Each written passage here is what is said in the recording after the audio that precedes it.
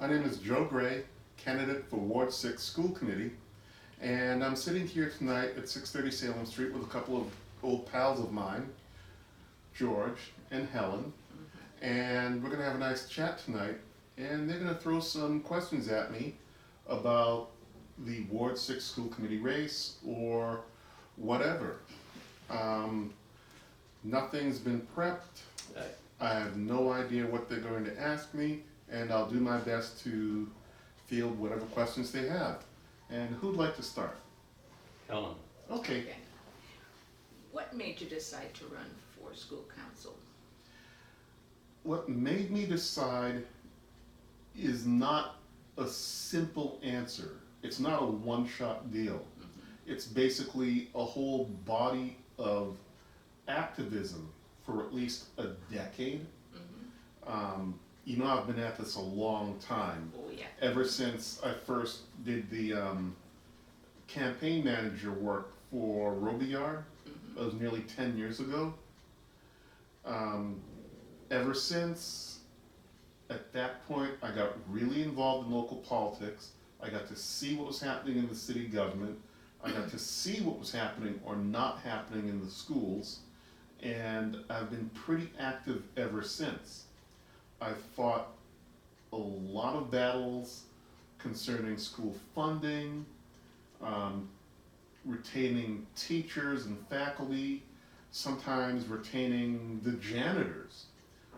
You know, one year there was a proposal to cut the janitorial staff and move them over to some other bureaucratic jurisdiction outside of the school system. So then the superintendent wouldn't have control of his own janitorial staff. Yeah, sorry, does anyone of you know where I can speak to administration or someone responds? Oh, It's after hours. Yeah, they go home at 5 o'clock. Yeah, the office is closed. It's on the front door when you come in. Oh my goodness, because like I called on the phone and they told me that they're gonna be open till 7. Oh, this is Tuesday night, you're right. Yeah, but Yeah. they're When closed. when you come in the front door, Yeah, go to your left, and that door, and that, they should be in the there. front door should be on the When other you side. came in the building. But there is a notice that says they're closed at 12 today because of training. Oh, I called like at like 5:30, and the lady, she speaks Chinese. It's okay. They're closed today. They're closed now. She told me that they're gonna be here, so. No. Tuesdays they're here until 7, Yeah. but if they had training today, good training. I don't know if Because I they're in asked there if or I not. could come now, and she said yes, so. I'll go check it out. I'll go check, so you said it's like front desk, like. By the front third- door. When you Yeah, come when in, you come in the front door, turn immediately left. to the left. Turn left, Yeah. alright, thank you. That's what the sign says. Sorry about Yeah, that I know. interruption. Yeah. It happens. But people don't read signs. Yeah. I'm They should sorry. read. That's what they go to school for. They should read more. You would think, but human beings don't read signs, But our children should. Yes. and children do. Yeah. Then they become adults. And they still don't. Yes. Is there a literacy program out there for our kids other than the school? But like I was saying, I've been fighting for a long time and advocating for different issues in the schools. Before that random interruption, one of the issues was they're trying to take control, jurisdiction control of, say, the janitors away from the school superintendent and move it to some other bureaucratic body within the city. So then if anything needed to be cleaned or maintained in the schools, the superintendent would have lost the ability to just say, hey, you, Bob, Tim, and Janet, we need this and this done. That would have been lost. Right? And there are other times when we need to do physical repairs to some of the school buildings that were crumbling. You know, how would it be if we had ceiling tiles or roofs crumbling on top of the children as they're coming in and out of the schools? Those are some pretty tough issues we fought over the years. But every single year, I say it again and again, there's a budget gap. Things always get cut.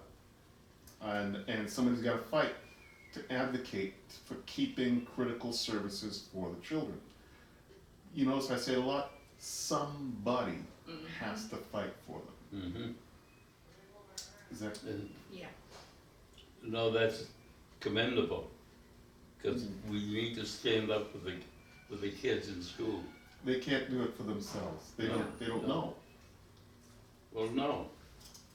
It's like Walter. We need to stand up for Walter. Come back in history now. Ignore Walter. He's too funny. Yeah. Walter, shut up. Be nice. Well, that's my comment to Walter all the time. Oh. Yeah. But anyway, Yeah. So what would you like to ask? Hmm? what would you like to ask? Why are you running? I just told you to fight for the children, to protect their rights, to make sure they get a proper education. Helen just asked me that, George. And how are you going to do that? By advocating for them, because as a member of the school committee, I will have a vote. I'll be able to potentially provide information, argue for or against different initiatives that are in place. Hopefully, if I'm on the side of right, get people to agree with me and create a vote to advocate and protect services for the children. There's nothing more powerful than your vote at this point. Mm-hmm. That's the political society we live in. Our vote counts, even if it's one vote. And if I can turn my one vote into 3 or 4 votes or 5 and convince other school committee members to go along with certain initiatives, Mm-hmm. hopefully that'll prove to be helpful for the children. Do the votes tend to go where the money is? Yes. And is that Sometimes it's against where the kids are? sometimes yes. That's a hard thing to discuss, but sometimes it's true. Just to be a little bit more clear, during the budget season, during the budget cycle, something I mention every time, the expenses to run the schools increase about 7 to 8% per year. But the budget that gets allocated to run the schools only gets increased about 3% per year. So if the expenses increase by about 7%, but the budget only increases by 3%, you've got a 4% percentage gap, which can sometimes equals millions of dollars effectively lost. Okay, if there's a budget gap of 3 to 4% every year, something has to get cut. That's where the battles start. And everybody starts advocating for their favorite programs. Sometimes it's sports programs, sometimes it's arts, sometimes it's science. Like for instance, this year it was after-school programs for the children got cut.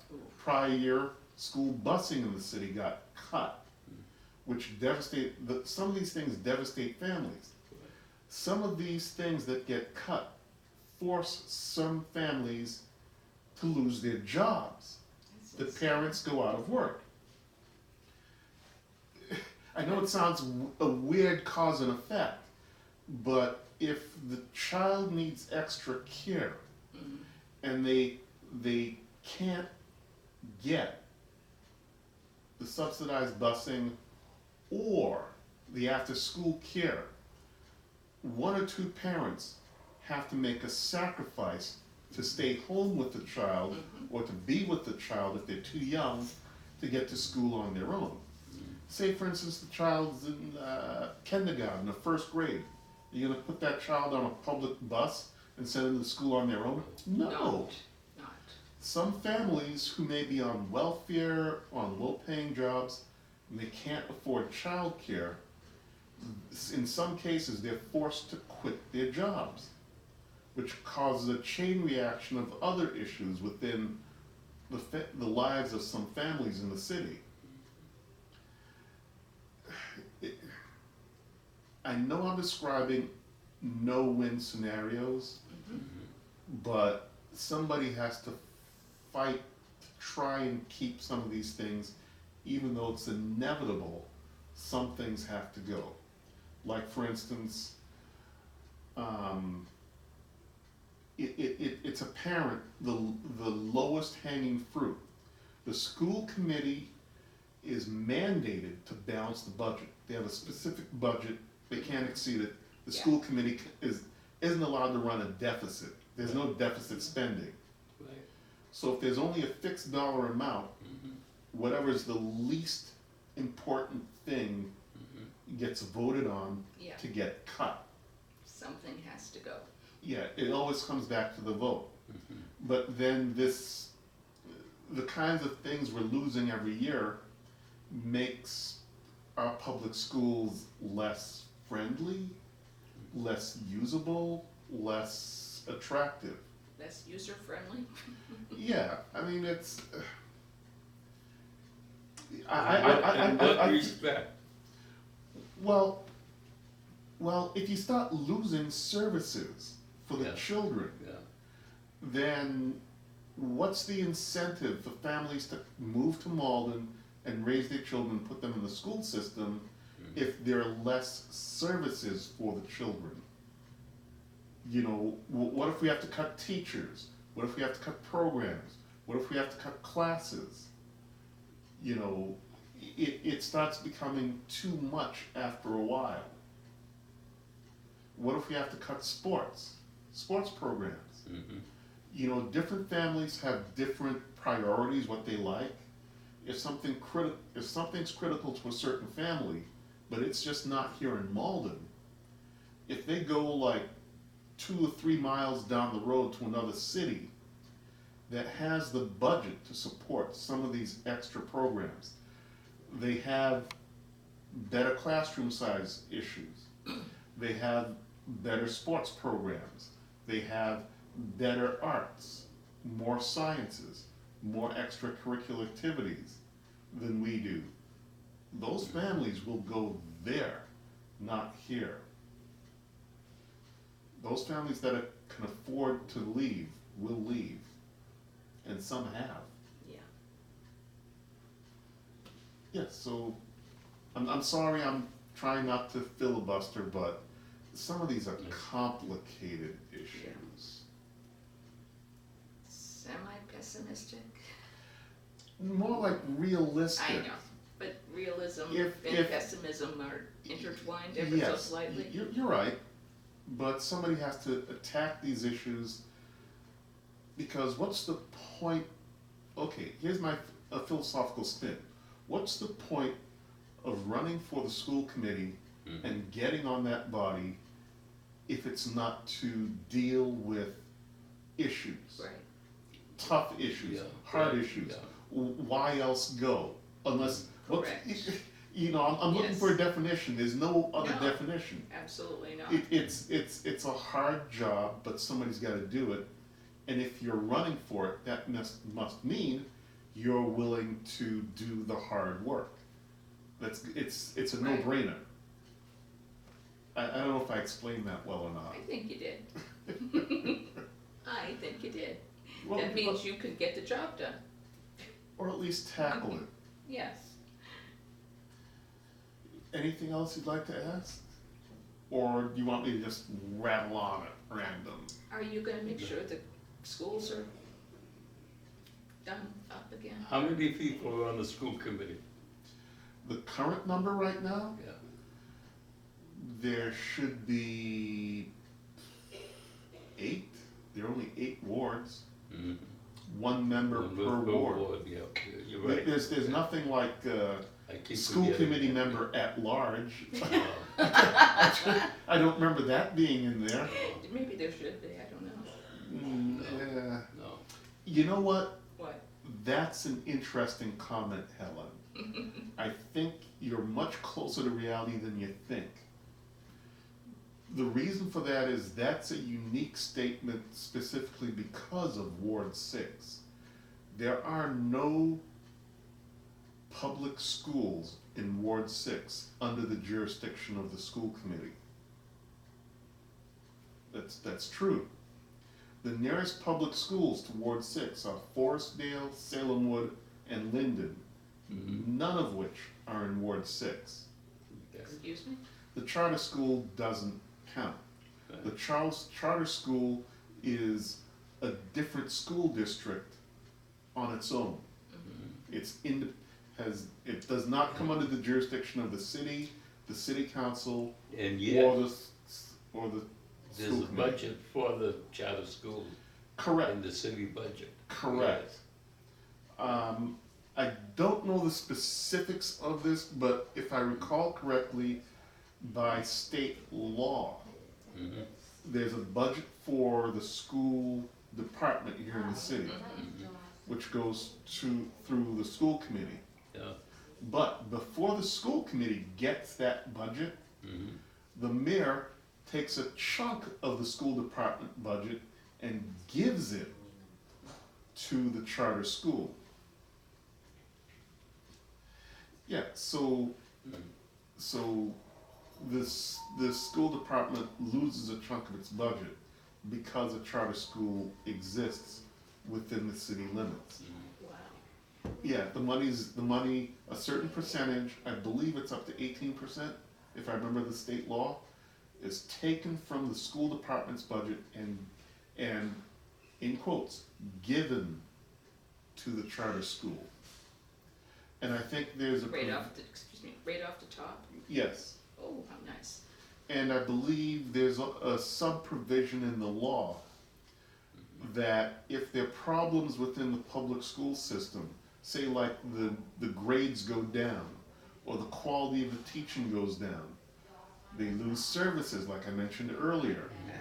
If the quality of the education and the environment degrades within the public school system, I'm describing this in broad terms, Yes, I understand. an additional percentage of the school department budget has to be taken from the school department and given to the charter school. And I believe by state law that 18% could be increased up to 21% if the public schools, the quality goes down. So that was giant circle. So if we have budget problems every year and the quality of the public schools are in jeopardy and goes down every year, then more money has to flow to the charter schools, not stay within the public schools to correct the problems. You know, people may argue at me and nitpick about maybe I'm not getting it completely right, but that's basically the gist of how the law was written when I read it like a couple of 3 years ago, or tried to. So that's a slap on the wrist when public schools are not doing well or something? If the public schools degrade, Yes. you know, test scores or something goes down, then money gets taken away and Yes. goes somewhere else. All right. Just because. It's Just the law. because you're It's the bad law. boy. Specifically for Malden Public Schools, I'm talking about just within Malden Public School. Yes. right? Because As- as a school committee as- member, The quality, and the testing of the students, if the quality goes down, has it gone down? I can't answer that. I don't know. I honestly don't know. I don't recall seeing the latest MCAS scores that came out recently, Yeah, so I couldn't answer that without sitting down and having in-depth analysis discussions with Right. the superintendent. Since I'm not on the current school committee and I don't attend all those meetings, right, I don't have firsthand knowledge of what the current situation is. If I win the election and I do become a school committee member, it would be part of my purview to have my finger on some of that info, because I'd have to be in those meetings. so what qualities are you bringing to the school committee if you're elected? Excuse me, hello, you've got a text message. Some of the qualities I bring is a loud beeping phone, among other things. God bless you, buddy. And I turned No. my phone on. Mine doesn't talk back. Some of the qualities I bring is an affinity. It's easy for me to talk with children. Sometimes it's easy for me to talk with adults. Yeah. Okay.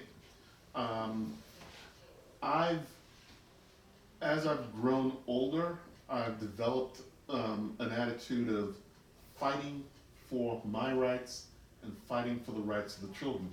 I told you, over the years, I've been an activist for a lot of different causes in the city, Yes. and an activist for programs for the children Mm-hmm. and services for the children. I feel, I think part of that really started when I joined the military, okay? And I adopted the ethos of service Mm-hmm.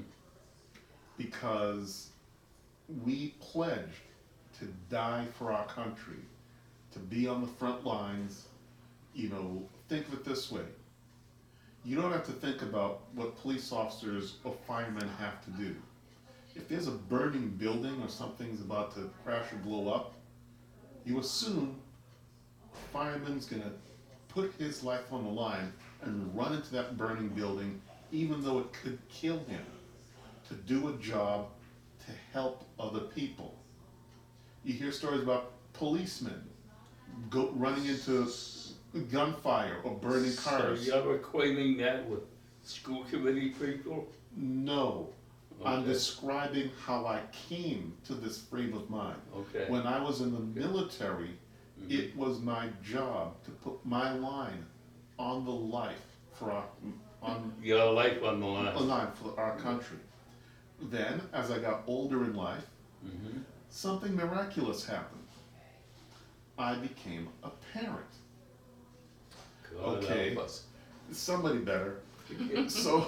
So then, now, I'm a little too old to be doing that, you know, putting my life on the line stuff. Yeah, of course. Okay? Yeah. You know, I'm not gonna go on the front lines with Delta Force and SEAL Team 6 and do any of that kind of stuff anymore. You know, I'm not gonna run into burning buildings, cause that's a fireman's And job. then that being said, why are you even bringing that up No, as no, a no, subject? no, I'm telling you, now I'm a parent, my focus has changed. I'm not young enough to be doing some of that crazy stuff anymore, but I'm young enough to be, in my opinion, sacrificing for the children. This is something I can do, okay? I can vote. Sacrificing for the children? Yes, vote. You don't think running for office is a sacrifice? I gotta talk to you of all It's people. not a sacrifice, Well, it's a privilege. only if you hug me. Well, you just sit right there, Gunga Bin, and old Champo will come over and hug you. Can you reach that far? He won't catch you, but he'll hug you. Well, maybe I have to pick you up off the floor. You might All fall right, over trying you to hug two me. old guys. Oh, come on. We're two old guys. We can kvetch a little. Listen, you respect your old friends here. Oh, I'm respecting, but I'm having a fun time doing it. Oh, God bless you. I hope you understand, this is my way of paying back. It's my, in my opinion, responsibility. You know why? Right. Because it's my children who are in this school system. Mhm. So what happens to the schools, in my opinion, affects me, Yeah. because it's my child. Right. If a building falls down, that's my son or my daughter in that building. And Yeah. if I can do whatever I can to help my children, and it helps the other children of the city Mm-hmm. by trying to protect services, protect teachers, protect resources, I'm gonna try whatever I can, instead of sitting on the sideline Mm-hmm. and potentially letting the school system where my children attend get gutted. This is personal. Yeah. That's kind of my roundabout journey to get where I am. I'm of the mindset that I should do something, Mm-hmm. if that makes any sense. Yeah, it does. I understand. You wanna do something rather than sit back and kvetch. Yeah, I could do that. I could hang out with George and Kvetch, but And I think you should. We oh, both would learn something. oh, that's an invite. I know I'll regret it. Okay. Dunkin' Donuts has plenty of coffee, yes. Oh, yeah, I suppose. Or tea, Product placement. yeah, yeah. Okay, boys. Okay, Mom. And anything else you'd like to ask, Helen? I'm open to whatever's on your mind. Whatever's on my mind, what little mind I have left, No, don't say that. Don't degrade yourself. I shan't. And part of what I advocate for is not just the children, but all the children. Some of the big controversies we have is one of the biggest controversies this year, this season, is minority representation among the faculty in the schools. So far, no one has a good answer or a good solution. Right. Everybody wants it. Mm-hmm. The parents are advocating for it. The mayor Hi, Joe. is looking into it. Mm-hmm. The superintendent is doing his best to research it. Mm-hmm. But nobody's found a solution yet. And that came up during the school committee debate. And I made it clear, if I'm elected, I'm gonna go to the mayor, go to the superintendent, and ask them, what's going on? What have you done so far? Because they're the administrative body, or the bureaucratic body that does the actual work. The school committee is more of an administrative function. Mm-hmm. So we find out what's the superintendent doing, what's the mayor doing, because they've pledged to look into this and work on it. And if there are any ideas of how we could go forward, maybe as a member of the school committee, we could add to it and say, well, okay, you've done this, this, and this. How about trying a couple other things this way? But the intent is not to recreate the wheel, but to find out how we can move forward. One of the things, Move forward in what respect? as far as trying to get more minority representation in the faculty, Okay. one of the things I said during the school committee forum was, we can't make something out of nothing. If people aren't there, Mm-hmm. if the percentage of minorities in the teaching profession is far below the statistical average of the population base, and they're literally not applying for positions in Malden, if there's nobody, there's nobody. You can't make something out of nothing. Exactly. You know, but So- then we can't artificially tip the scales in weird ways that would make other people feel worthless, you know, to try and give somebody a slot. So there's no good obvious answers as far as that goes. Well, you first up, you need to make the position acceptable to all people. That's kind of a weird direction to go, because it's a generic decision. You know, it's like saying, how do you make bakery chef more acceptable to all people? A bakery chef is a bakery chef. You're either qualified for the position or you're not. It's kind of a weird philosophical question. How do you make it more acceptable to a certain demographic? That's difficult to do without really damaging the actual job description itself. You don't change the job description. Then we can't do it the way you're suggesting then. Why not? But how? I'll throw it back at you. How? Put it out there that all applicants are welcome to apply. But it already is. Yeah. That's already a baseline. Okay, then is there a color barrier? No, Is there a ethnic barrier? no, Okay, that's then- the problem, then George. why isn't more applicants of color or ethnic groups? Okay, let me try to explain it this way. If there are no applicants, then they won't apply. Right? You can't make somebody apply Of course not. who doesn't No. exist. No. Yeah, I'm trying to explain this as clear as I can. yeah, okay. If, for example, Mhm. the small pool of applicants that do exist, if Mhm. they can go to a different town Mhm. or different city Yeah, where the cost of living is better, right. okay? Or they get a higher salary, the generic salary for all people in that position is better in a different town. Mhm. The small pool of minority applicants are not going to come here. They don't come here because It's an economic issue then. that's part of the issue. Yeah. We believe it's partly economic. Yeah, If the salary's the same for all, yeah. if the requirements are the same for all, Mhm.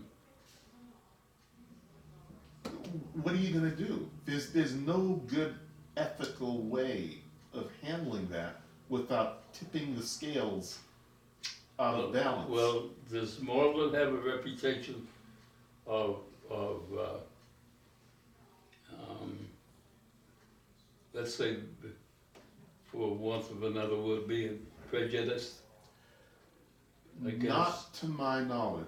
Malden's a very open and diverse community, Okay, especially the student population in the schools. right, yeah. The current faculty and staff Mhm. of the Malden Public Schools bend over backwards Mhm. to accommodate all skin colors, Right, all yeah. ethnicities, all Yeah, languages, that's the way it should be. all religions. They're doing the best they can under the circumstances with what they have. And they Now- get a lot of now, high let's praise. backtrack. What circumstances do they have? Or what circumstances are hindering? The hiring of minorities? Yeah, None. okay. For whatever reason, Mhm. minorities are not attracted to this school system, this area. Is it because of the salary? We don't know. We think it's a combination of issues. For whatever reason, this area is not attractive to them. And even if it was, there's competition for them in every other school district in the state. Well, yeah, sure, yeah. But there's not enough, if there's not enough of them to go around, Mhm. and they can get a better job in a different school district, Mhm. why come here? It's a paradox, it's a no-win situation. There's no way to square that circle. If they can get a better job and better conditions somewhere else, Yeah, well, that's a personal issue on the individuals, yes, but the available pool is very small. yeah. Oh, well, it's, like I said, I would go to the mayor, Mhm. I would go to the superintendent, I Mhm. would ask them what they're already doing to try and resolve this specific issue, Mhm. and I would sit down and I would brainstorm with them to try and come up with ideas on how to go about this. One of the ideas that's being kicked around is trying to incentivize our current students in the Malden Public Schools Yeah, to go to college, get a teaching degree, and then come back to the community. yeah, okay, yeah. Okay. Yeah, Somehow incentivize them to feel welcoming so they'll come back. A lot of our students don't get teaching degrees, they don't wanna be teachers. mhm. That's why, that's part of why the pool is so small. Minority students, they graduate from school, they go into like law, engineering, or science, Yeah, yeah. or politics, or whatever. Yeah. They don't go into Well, teaching. they go on to college and do different things. bigger and better things, yeah. Yeah, Mhm.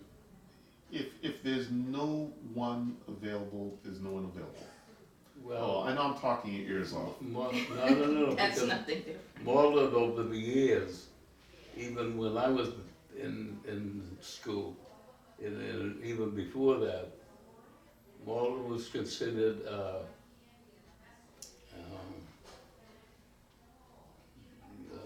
God.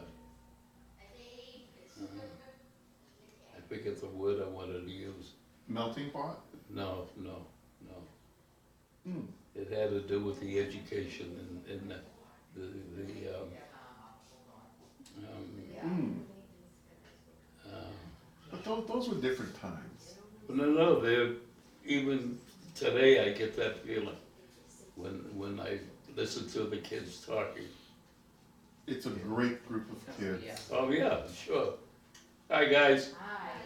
Especially, I give a shout out to the Malden Y youth leaders who helped us a lot this past weekend. Mhm. A great group of kids. Yeah. So I wanna make sure they get, all the props they need. Mhm. Because we had a Halloween festival in Trafton Park this How past did weekend. that go? Oh, it was awesome. We couldn't have done it without the Malden youth kids. Oh, and- of course. Thankfully, it didn't rain. We had a nice Yeah, sunny day. Yeah. What was he? And there was a great Ventriloquist? turnout. Massive turnout. It was Excellent. shocking.